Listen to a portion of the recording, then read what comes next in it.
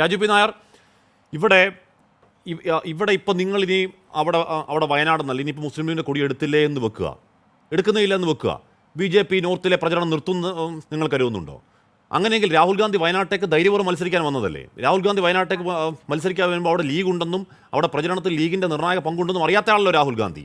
അപ്പോൾ അങ്ങനെ ധൈര്യമായി അവിടെ മത്സരിക്കാൻ വന്നിട്ട് കൊടി വേണ്ട എന്ന് പറയുമ്പോൾ പിന്നെയും എന്താണ് സംഘപരിവാർ നറേറ്റീവിനെ പേടിച്ച് പിന്നോട്ടേക്ക് പോയാൽ നിങ്ങൾ എങ്ങനെയാണെന്ന് ഈ രാജ്യത്തിൻ്റെ ഭരണഘടന സംരക്ഷിക്കാൻ കരുത്തുള്ളവരാണെന്ന് പറയാൻ കഴിയുക ആർജവത്തോടെ? രാജു പി നായർ. അശ്മി, രാഹുൽ ഗാന്ധി വയനാട്ടിലേക്ക് മത്സരിക്കാൻ വേണ്ടി തിരിച്ചു വന്നു എന്ന് തന്നെ ഞങ്ങൾ ഇതിനെ ഒന്നും ഭയപ്പെടുന്നില്ല എന്നുള്ള ഏറ്റവും വലിയ തെളിവല്ലേ?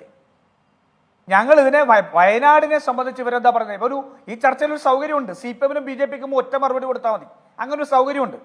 ഈ തെരഞ്ഞെടുപ്പ് പ്രഖ്യാപിച്ച് അല്ലെങ്കിൽ സുരേന്ദ്രന്റെ സ്ഥാനാർത്ഥം പ്രഖ്യാപിച്ചപ്പോഴത്തേക്ക് BJP-യുടെ ചില ഹാൻഡിലുകൾ ഇട്ട മെസ്സേജാണ്, വയനാട് അത്തരത്തിലുള്ള ഇതല്ല, വയനാട് ജില്ലയിൽ മുസ്ലിങ്ങളല്ല കൂടുതൽ, ഹിന്ദുക്കളാണ് കൂടുതൽ, നമ്മൾ ഒരുമിച്ച് പിടിച്ചാൽ അമേഠിയെ പോലെ രാഹുൽ ഗാന്ധിയെ വയനാട് തോൽപ്പിക്കാൻ സാധിക്കും എന്ന് RSSന്റെ ഹാൻഡിലുകൾ ഇട്ടിട്ടുണ്ട്, RSS പ്രവർത്തകരുടെ ഹാൻഡിലുകൾ ഇട്ടിട്ടുണ്ട്. അപ്പോ വളരെ കൃത്യമായിട്ട് അത് എന്താണെന്നുള്ളത് ഇവർക്ക് മനസ്സിലായല്ലോ. ഇനിയിപ്പോ വയനാട് മുസ്ലിം ഭൂരിപക്ഷമാണെന്ന് പറയാൻ ഇവർക്ക് പറ്റാത്ത സാഹചര്യത്തിലേക്ക് ഇവരെത്തിയിട്ടുണ്ട്. അപ്പൊ ഇവരുടെ രാഷ്ട്രീയം ഇത്രേ ഉള്ളൂ. കഴിഞ്ഞ ദിവസം മറ്റൊരു ചാനൽ ചർച്ചയിൽ വെച്ച് നേരത്തെ ഹാഷ്മി ചോദിച്ച സ്റ്റേറ്റ്മെന്റിനെ സംബന്ധിച്ച് ചോദിച്ചപ്പോഴത്തേക്ക് പറഞ്ഞത് അമിത്ഷാ അത് സർക്കാസത്തോട് പറഞ്ഞാണെന്നാണ്. മറ്റേ അമിത്ഷാ സർക്കാസത്തോട് പറഞ്ഞത്, നിങ്ങൾ കള്ളം പറയുന്നില്ലേ, അതുകൊണ്ട് ഞങ്ങളും കുറച്ച് സർക്കാസത്തോട് പറഞ്ഞു എന്നാണ് BJP-യുടെ പ്രതിനിധി പറഞ്ഞിരുന്നത്. അപ്പോ ഈ തരാതരം പോലെ ഉപയോഗിക്കുന്നത് ആരൊക്കെയാന്ന് നോക്കാം. ഹാഷ്മിനോട് ചോദിച്ച ഫോട്ടോ പച്ച അല്ലല്ല, ഞാൻ പറയട്ടെ, അതിലേക്ക് അധികം പോകണ്ട, കാരണം അമിത്ഷാക്കൊന്നും ഇവിടെ ഒരു വിലയില്ലല്ലോ, പിന്നെ നമ്മൾ എന്തിനാ പറഞ്ഞു വില ഉണ്ടാക്കുന്നത്? പച്ച ഫോട്ടോ അവിടെ കർണാടകത്തിൽ അമിത്ഷാ നേരത്തെ പറഞ്ഞു, തൊട്ടടുത്ത് കേരളമുണ്ട്, ഞാൻ കൂടുതൽ പറയണ്ടല്ലോ, എന്താണ് കേരളം പോലെ ആകാതിരിക്കാൻ BJP ജയിക്കണം എന്ന് പറഞ്ഞ യോഗിയാണ്. അതെ ഹാഷ്മി, എല്ലാം കൂടി ഞാൻ പറയാനുള്ള സമയമില്ലാത്തതുകൊണ്ടാണ് ഞാൻ അത് ചുരുക്കുന്നത്. അമിത്ഷായെ സംബന്ധിച്ചോളം പച്ച ഫോട്ടോ, അരിവാൾ ചുറ്റിക. ഒരു മിനിറ്റ് അടുത്ത പച്ചത്. ഇനി ഇത് നോക്കുക, പ്രമുഖ മാധ്യമങ്ങളുടെ എല്ലാത്തിന്റെ മുന്നിൽ വന്ന ഫോട്ടോയാണ്. പച്ച പതാകയും പിടിച്ചു നിൽക്കുന്ന CPM, നിങ്ങൾ രക്തത്തിലുണ്ടാക്കിയ പതാകയല്ലേ? ആർഷോ അപമാനം കൊണ്ട് തല താഴ്ത്തണ്ടേ? നിങ്ങൾ RSSനെതിരുള്ള നിലപാടല്ലേ? നിങ്ങൾ RSSന്റെ നിലപാട് ഞാനിപ്പോ കേൾപ്പിച്ചു തരാം. ഹാഷ്മി ഒരു 30 സെക്കൻഡ് ഒന്ന് കേട്ടോ. പലരും സഹായിച്ചു. ചില ഘട്ടത്തിൽ ഞങ്ങൾ ചിലരെ തള്ളിപ്പറയും. അപ്പോൾ RSS ഒരു ഘട്ടത്തിൽ ഞങ്ങൾ RSSന്റെ വോട്ട് വേണ്ട എന്ന് തന്നെ പറഞ്ഞിട്ടുണ്ട്. എന്നാൽ എല്ലാ ഘട്ടത്തിലും അത് പറഞ്ഞിട്ടില്ല. അപ്പൊ അങ്ങനെ ചില നിലപാടുകൾ ഞങ്ങൾ. ഇതാരാണെന്ന് അറിയാമോ? ആർഷോ പിണറായി വിജയൻ എന്ന് പറയുന്ന അങ്ങയുടെ നേതാവ് പറഞ്ഞതാണ്, ഒരു ഘട്ടത്തിൽ RSSനെ തള്ളി പറഞ്ഞിട്ടുണ്ട്, പക്ഷേ എല്ലാ ഘട്ടത്തിലും ഇല്ല. അതിലൊരു ഘട്ടം 1977 ഇവരുടെ വോട്ട് ജയിച്ച് നിങ്ങളുടെ നേതാവ് പിണറായി വിജയൻ ജയിച്ച ഘട്ടമാണ് ഒന്ന്. മറ്റൊന്ന് 89 മറ്റൊന്ന് 98 2008 ആർഷോയ്ക്ക് ചരിത്രം അറിയാത്തതുകൊണ്ട് ഇവിടെ നിന്ന് പറയാം.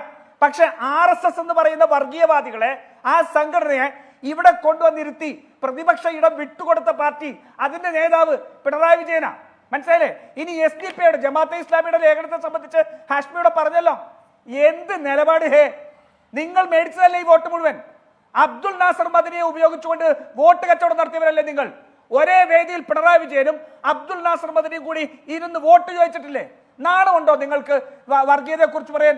തരാതരം പോലെ ന്യൂനപക്ഷ വർഗീയതയും ഭൂരിപക്ഷ വർഗീയതയും ഒരേ മടിയിലിരുത്തിക്കൊണ്ട് താലോലിച്ച നേതാവിന്റെ പേരാണ് ആർഷോ പിണറായി വിജയൻ. ഒരുപക്ഷെ മറ്റ് കേസുകളുടെ പുറകെ നടക്കുന്നതുകൊണ്ട് ആർഷോയ്ക്ക് ഇത് പഠിക്കാൻ സമയം കിട്ടിയിട്ടുണ്ടാവില്ല. നിങ്ങൾ നിങ്ങളുടെ ചരിത്രം ഒന്ന് നോക്കണം. നിങ്ങൾക്ക് ആത്മാഭിമാനം ഉണ്ടെങ്കിൽ ലജ്ജിച്ച് തലതാഴ്ത്തിയിരിക്കും. ഞങ്ങൾ കൃത്യമായിട്ട് പറഞ്ഞു, ഈ ചർച്ചയിൽ 2 ദിവസം മുമ്പ് SDP-യുടെ പിന്തുണ ഉണ്ടായപ്പോൾ ആ ചർച്ചയിൽ ഒരു ചാനലിൽ ഞാനുണ്ടായിരുന്ന, ഞങ്ങൾ എല്ലാവരും പറഞ്ഞ വാക്ക്, ഒരു വർഗീയവാദിയുടെ വോട്ട് ഞങ്ങൾക്ക് വേണ്ട, ഒരു വർഗീയവാദിയുടെ വോട്ട് ഞങ്ങൾക്ക് വേണ്ട. UDF-ന്റെ നേതാക്കന്മാർ, ഞാൻ ഇന്നലെ സാക്ഷിയാ, വയനാടുണ്ട്, ഇന്നലെ ഹോട്ടൽ ഓഷ്യനിൽ വെച്ചാണ് UDF-ന്റെ നേതാക്കന്മാർ രാഹുൽ ഗാന്ധി യാത്ര ചെയ്തതിനു ശേഷം അവിടെ കാണുന്നത്. അവരൊരുമിച്ചിരുന്ന് കണ്ടു, തീരുമാനിച്ചു. ഇന്ന് രാവിലെ UDF-ന്റേതായിട്ടുള്ള പ്രസ്താവന പുറത്തു വന്നു. പിണറായി വിജയന് പറയാൻ പറ്റുമോ RSSന്റെ പിന്തുണ വേണ്ടെന്ന്? അദ്ദേഹത്തിന്റെ വാക്കുകളാണ് ഞാനിപ്പോ കേൾപ്പിച്ചത്. നിങ്ങൾ RSSന് രാഷ്ട്രീയ അസ്തിത്വം ഉണ്ടായി കൊടുത്തവരാണ്. ആ പാർട്ടിയാണ് ഇന്ന് വർഗീയവാദത്തിനെതിരെ പറയുന്നത് അല്ലെ? നിങ്ങൾ SDP വോട്ട് മേടിച്ച് ഇപ്പോഴും പത്തനംതിട്ടയിൽ പഞ്ചായത്തുകൾ ഭരിക്കുന്നില്ലേ? ഒരു പഞ്ചായത്ത് ഭരിക്കുന്നില്ല. ആരെയാ? അഭിമന്യുവിനെ കൊന്ന കൊലയാളിയുടെ വീടിരിക്കുന്ന പഞ്ചായത്ത്. ആ പഞ്ചായത്തിൽ SDP കൂട്ടിയേർന്ന് അല്ല, കോട്ടാങ്ങലാണെങ്കിൽ കോട്ടാങ്ങൽ ഞങ്ങൾ പിന്തുണ വേണ്ട എന്ന് CPM പറയും, അവർ പിന്തുണ പിന്നെയും കൊടുക്കും. അതുകൊണ്ടാണ് കേട്ടോ ഒരു കോട്ടാങ്ങലെ സാഹചര്യം വേറെയാണ്. SDP പിന്തുണ വേണ്ട എന്ന് CPM പറയുന്നുണ്ട്, രാജിവെച്ചിട്ടുണ്ട്. പക്ഷേ SDP വീണ്ടും പിന്തുണയ്ക്കും. എന്തുകൊണ്ടാണ് BJP അധികാരത്തിൽ രാജിവെക്കും, രണ്ടാമത് രാജിവെക്കും, മൂന്നാമത് പിന്തുണ കിട്ടിയപ്പോഴത്തേക്ക് ഇനി ഞങ്ങൾ എന്ത് ചെയ്യും? ശരി.